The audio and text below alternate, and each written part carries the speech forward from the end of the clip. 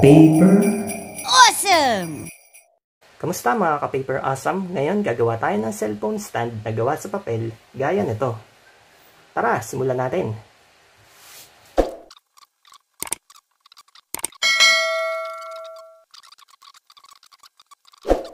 Una, dapat ang papel natin ay presukat. Kahit anong sukat ng papel, basta presukat, pwede yan. Ito, isasakto lang natin dito sa taas.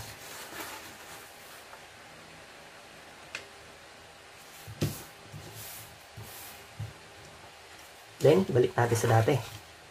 Ito, isakto natin dito sa gitna.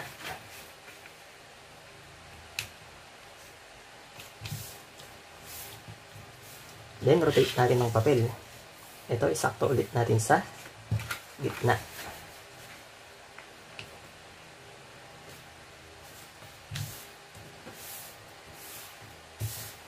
Sunod, rotate natin ng papel. Ito, ipapantay lang natin dun sa kabila.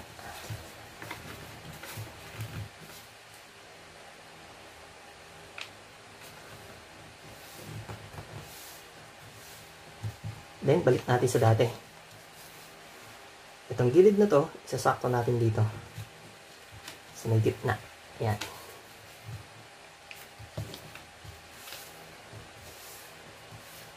Then, balik natin sa dati. Ito namang kabila, isasakto natin dito.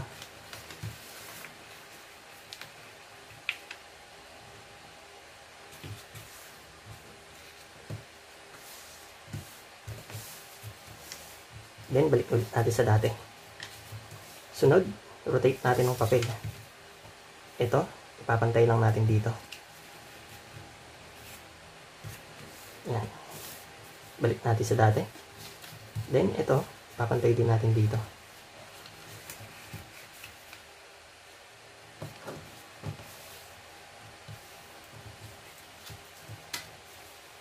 Sunod, dito tayo sa taas.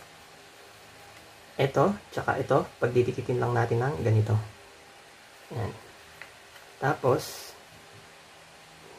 dito tayo sa kabila, sa likod. Itong side na to, tsaka ito, dapat magdikit yan. So, tutulak lang natin tong gitna. Tapos, pagdidikitin lang natin tong dalawa. Yan. Then, tupiin natin.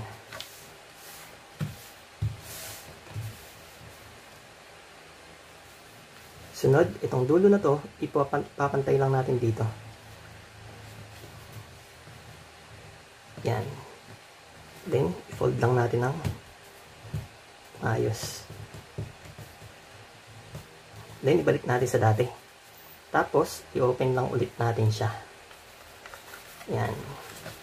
Pagka-open, meron tayong makikitang square. Balik na rin natin ng papel. Ayan, square. So, ipo-fold lang natin siya ng ganito. Yan. Sundan lang natin yung square. So, fold lang tayo.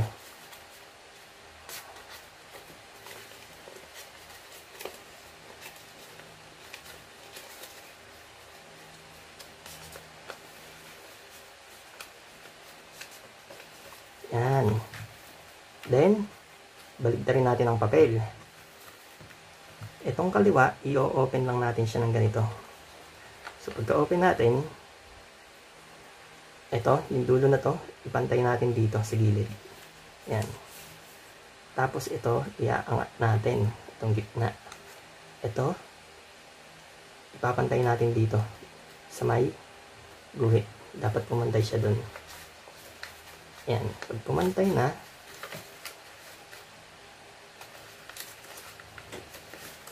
tulak lang natin to pababa. Ito, pababa.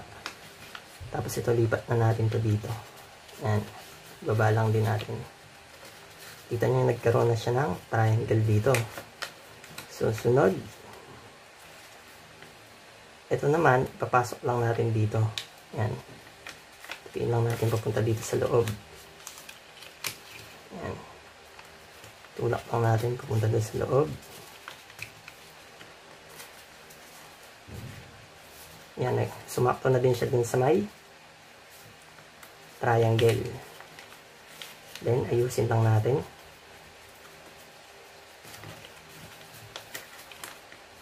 Okay na. Then, rotate natin ng papel. Dito naman tayo sa kabila.